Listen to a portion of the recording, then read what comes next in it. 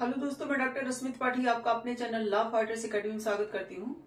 दोस्तों, आज के सेशन में जो मैं केस लेके आई हूँ वो सुप्रीम कोर्ट का लेटेस्ट केस है और आज के केस का जो मुद्दा है वो इस बात का है कि क्या किसी व्यक्ति को अगर एक केस के लिए बरी कर दिया जाता है तो क्या फिर से उसी केस के लिए जांच वगैरह का आदेश दिया जा सकता है या नहीं। तो आज की केस का मुद्दा यही है। तो चलिए हम लोग अपना सेशन स्टार्ट करते हैं और जानते हैं कि सुप्रीम कोर्ट ने अपने जजमेंट में क्या बातें कही। क्या जो पर्सन थे इनको जो है एक बार बरी होने के बाद फिर से उसी जो है केस के लिए जांच का जो आदेश दिया गया था वो सही था या नहीं। तो जैसा कि केस के जो फैक्ट रहते हैं कुछ यूं रहते हैं कि एक पर्सन थे जिनके ऊपर अपहरण और हत्या का आरोप लगाया गया था। तो ट्रायल कोर्ट ने इनको क्या किया, इनकी सजा मतलब इनको सजा दिया। ट्रायल कोर्ट ने इनको अपहरण और हत्या का दोषी करार दिया था। तो जब यह मामला हाई कोर्ट में पहुंचता है तो हाई कोर्ट ने क्या किया, हाई कोर्ट ने कहा कि यहाँ पे सबूतों की कमी पाई गई और पुलिस द्वारा जो जांच वगैरह की गई थी वो भी सही ढंग से नहीं की गई थी। तो इसके आधार पे जो है इनको इस केस से जो है हाई कोर्ट ने बरी कर दिया और बरी करते हुए यह बात बोला, सीबीआई को इसकी जांच करने के लिए बोला और कहा कि अगर जांच में पाया जाता है कि यह गलत है तो फिर इन पे फिर से आरोप प्ररोप दायर किए जाएं, मतलब केस की फिर से जो है कार्रवाई इनके खिलाफ शुरू की जाए।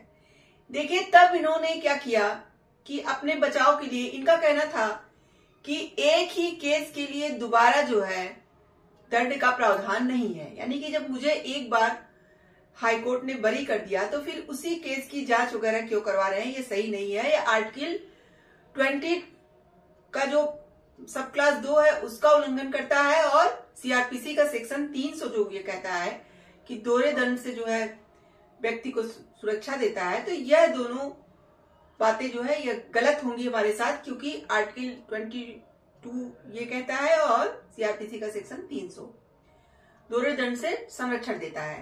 तो इसके लिए इन्होंने क्या किया, इन्होंने हाई कोर्ट में फिर से जो है याचिका डाली तो इनकी याचिका को खारिज कर दिया गया।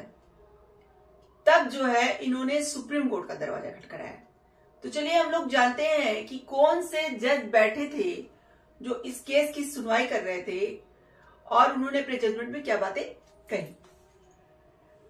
जैसा कि इस केस की सुनवाई 2 जजों की खंडपीठ कर रही थी, जस्टिस सीटी रवि कुमार और जस्टिस संजय करोल की खंडपीठ। तो जब जस्टिस सीटी रवि कुमार और जस्टिस संजय करोल की खंडपीठ ने सारे मसलों को जाना और समझा, देखिए यहाँ पे जब सीबीआई ने जांच किया तो पॉक्सो एक्ट के तहत एक विशेष अदालत में जो है जाकर के एक विशेष अदालत के समक्ष आरोप पत्र यहाँ पे सीबीआई ने दाखिल भी कर दिया था। तब इस बात के लिए इन्होंने क्या किया था, याचिका डाला था जो कि हाई कोर्ट ने तो खारिज कर दिया था। फिर इन्होंने सुप्रीम कोर्ट में जो है अपनी बात को ले गए। तो देखिए जैसा कि जस्टिस सीटी रवि कुमार और जस्टिस संजय करोल की खंडपीठ ने मद्रास हाईकोर्ट के फैसले के खिलाफ दायर आपराधिक अपील पर सुनवाई कर रही थी। तो सुनवाई करते हुए कोर्ट ने कहा कि एक ही अपराध या तथ्यों के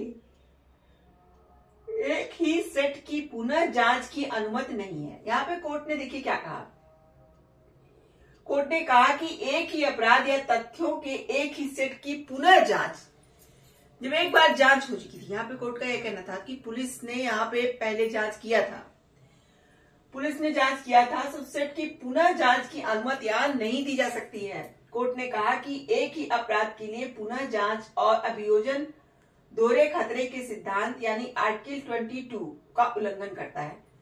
जैसा कि हमारे संविधान का जो आर्टिकल है 20 यानी 20(2) वो दोहरे खतरे के सिद्धांत को बताता है।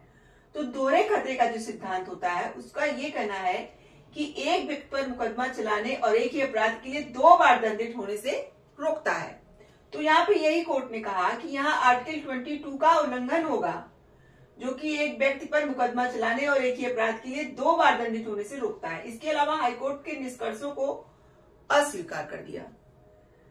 क्या क्यों अस्वीकार कर दिया कि प्रारंभिक जांच में चूक होने पर फिर से जांच का आदेश दिया जा सकता है। यहाँ पे हाईकोर्ट ने यह कहा था कि प्रारंभिक जांच में चूक होने पर फिर से जांच का आदेश दिया जा सकता है। इसको जो है सुप्रीम कोर्ट ने मानने से मना कर दिया, यानी कि इसको अस्वीकार कर दिया।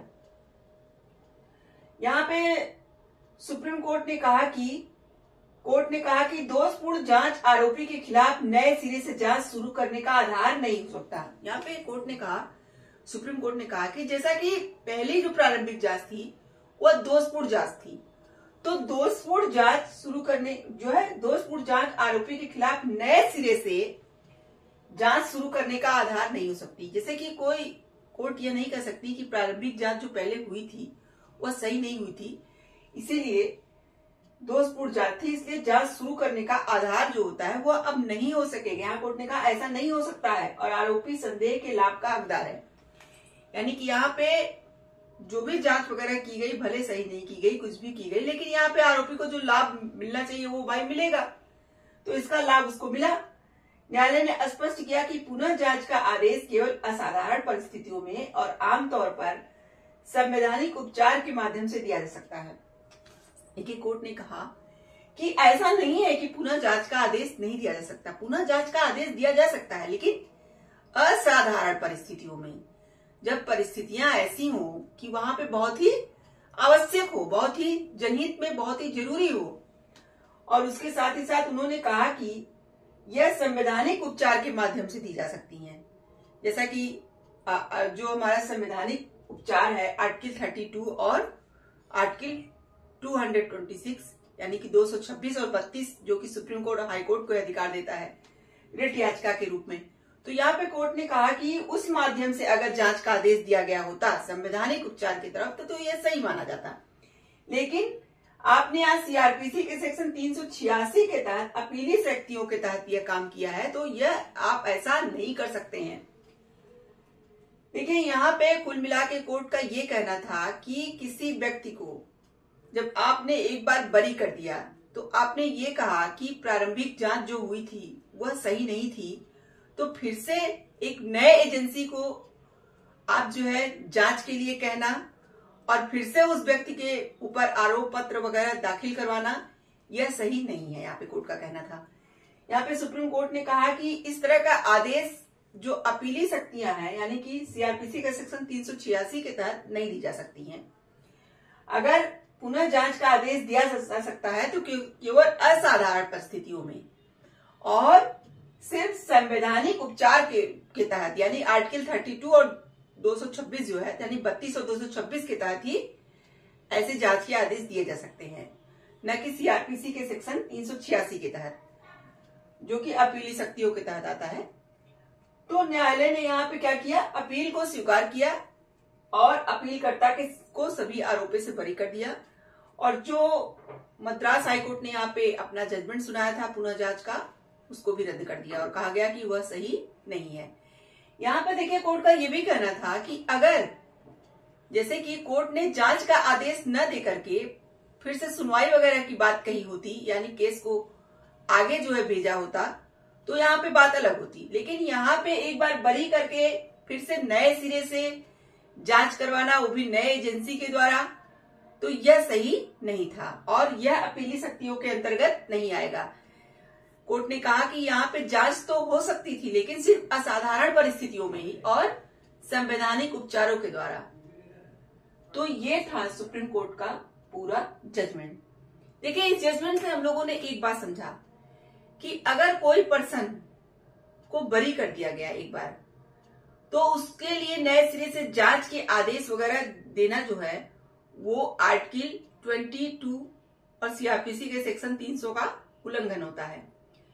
देखिए कोर्ट ने यहाँ ये कहा कि जांच दोबारा कराई जा सकती है लेकिन असाधारण परिस्थितियों में और संवैधानिक उपचारों के द्वारा ही कराई जा सकती है। सीआरपीसी के सेक्शन 386 के द्वारा जो अपीली शक्ति मिली हुई है उसके द्वारा नए जांच के आदेश जो है यहाँ पे कोर्ट नहीं दे पाएगी और नए सिरे से और नए एजेंसी के द्वारा इस तरह से जो है यहाँ पे ऐसा करना गलत होगा। तो आशा करते हैं कि आज का सेशन आपको पसंद आया होगा। आप मेरे चैनल को लाइक कीजिए, सब्सक्राइब कीजिए और शेयर कीजिए, बेल आइकन को दबाइए जिससे ऐसे ही नए नए केसों जानकारी उसमें आपको अवगत करती रहूं। तो थैंक यू वेरी मच।